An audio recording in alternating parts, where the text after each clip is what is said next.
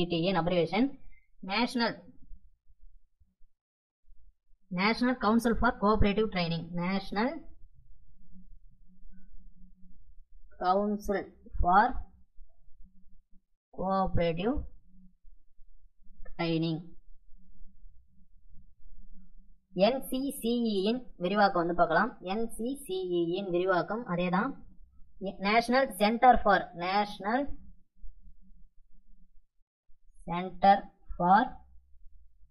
Cooperative Education.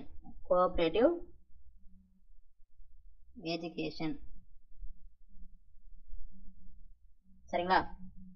அப்போ இது வந்து ட்ரைனிங்கானது, இது வந்து எஜுகேஷனுக்கானது. இப்போ இது வந்து ட்ரைனிங் எங்க இருக்கு அப்படின்னு கேட்டாங்கன்னா புதுடெல்லியில் உள்ளது.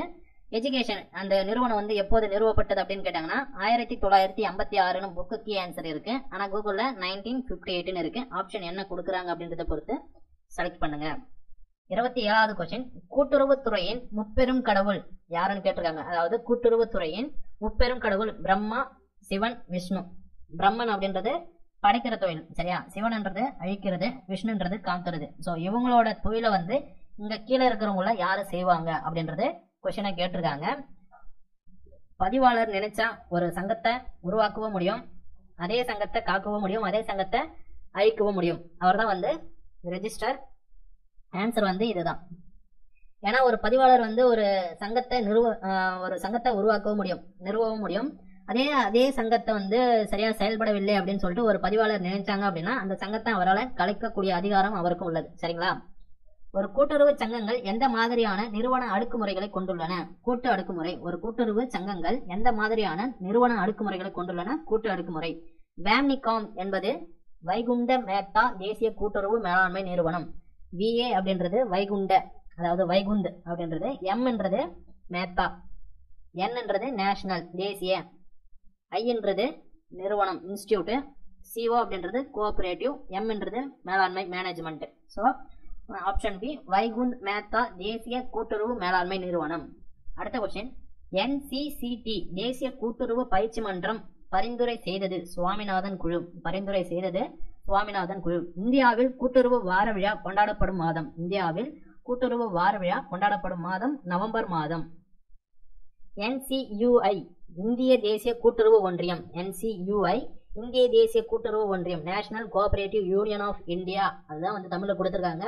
இந்திய தேசிய கூட்டுறவு ஒன்றியம் வெளியிடும் காலாண்டு இதழ் என்னன்னு கேட்டிருக்காங்க.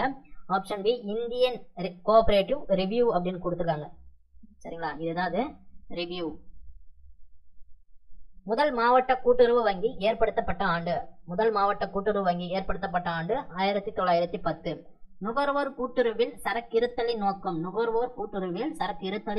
நோக்கம் வந்து கையிருப்பு நிலை, அதாவது கையிருப்பின் சரக்கு எவ்வளவு இருக்கு அப்படின்றது தெரிஞ்சுக்க முடியும். லாப நட்ட கணக்கு மற்றும் இருப்பு நிலை குறிப்பு வந்து தயார் செய்யலாம்.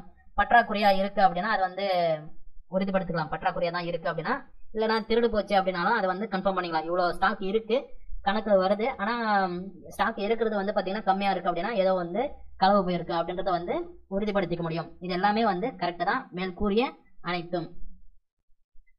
சந்தையிடுகை கூட்டுறவு சங்கத்தில் உபரியின் முக்கிய பகுதியை எதன் அடிப்படையில் உறுப்பினர்களுக்கு வழங்கப்படுகிறது? சந்தையிடுகை கூட்டுறவு சங்கத்தில் உபரியின் முக்கிய பகுதியை எதன் அடிப்படையில் உறுப்பினர்களுக்கு வழங்கப்படுகிறது? வியாபார நடவடிக்கைகளில்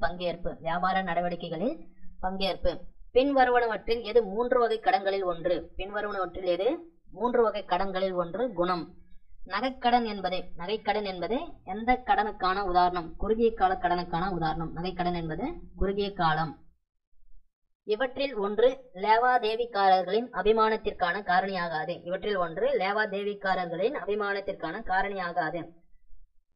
கடன்கள் மீது குறைந்த வட்டி விதித்தல் அப்படின்றது அவங்களுக்கு சம்பந்தம் இல்லாத ஒண்ணு. ஏன்னா இவங்க வந்து அதிகமான வட்டி வேணும் அப்படின்னு சொல்லிட்டு தான் அந்த தொழிலை பண்ணிட்டு இருந்தாங்களா, அதனால அது வந்து குறைந்த வட்டியெல்லாம் விதிக்கிறதுக்கு வாய்ப்பே கிடையாது.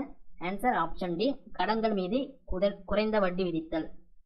பொதுவாக வாக்குறுதி பத்திரம், மாற்று உண்டியல், காசோலை மற்றும் வங்கி வரவோலை ஆகியவற்றை இப்படி அழைப்பர். என்னன்னு சொல்லுவாங்க? மாற்று உரிமை ஆவணங்கள் என்று சொல்லுவாங்க. அதாவது பொதுவாக வாக்குறுதி பத்திரமாகட்டும், மாற்று உண்டியல் ஆகட்டும், காசோலை மற்றும் வங்கி வரவோலை ஆகியவற்றை இதெல்லாம் வந்து மாற்று உரிமை ஆவணம் அப்படின்னு வந்து சொல்லுவாங்க.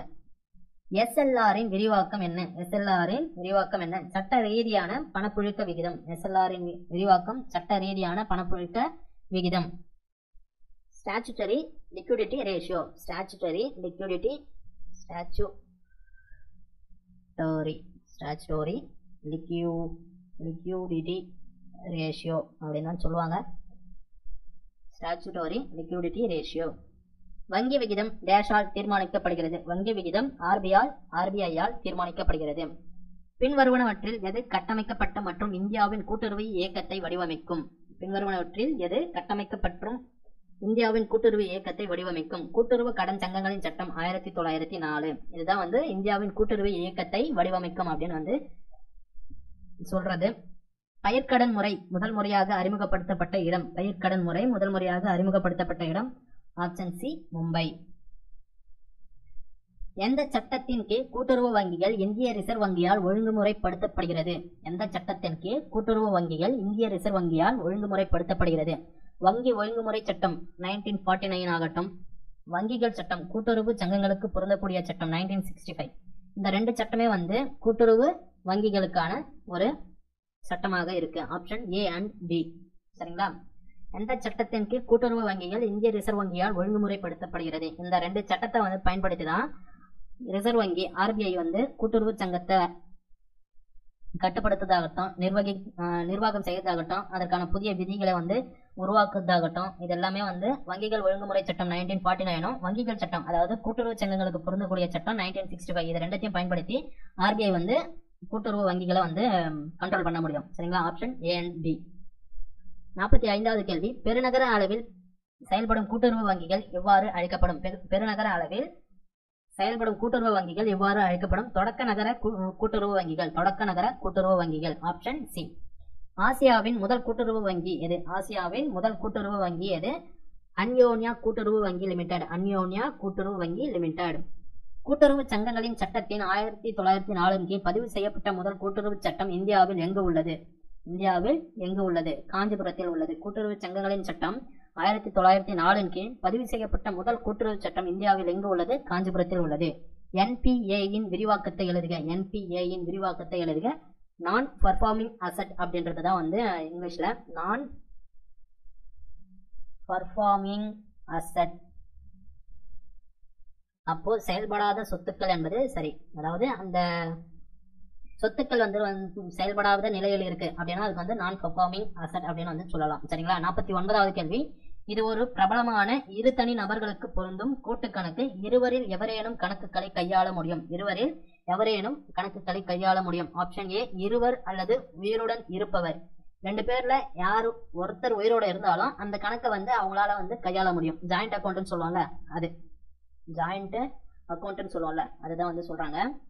அதாவது ரெண்டு பேரை வந்து ஜாயின் பண்ணி ஒரு அக்கௌண்ட் ஓபன் பண்றீங்க அப்படின்னா அந்த ரெண்டு பேர்ல ஒருத்தர் இறந்துட்டாலோ இல்ல ஒருத்தர் மட்டும்தான் இருக்கீங்க அப்படின்னாலும் அந்த அக்கௌண்ட்டை வந்து அக்சஸ் பண்ண முடியும் அப்படின்னு வந்து சொல்றாங்க. சரிங்களா? அதாவது கூட்டு கணக்கு, அதுதான் வந்து ஜாயிண்ட் அக்கௌண்ட்.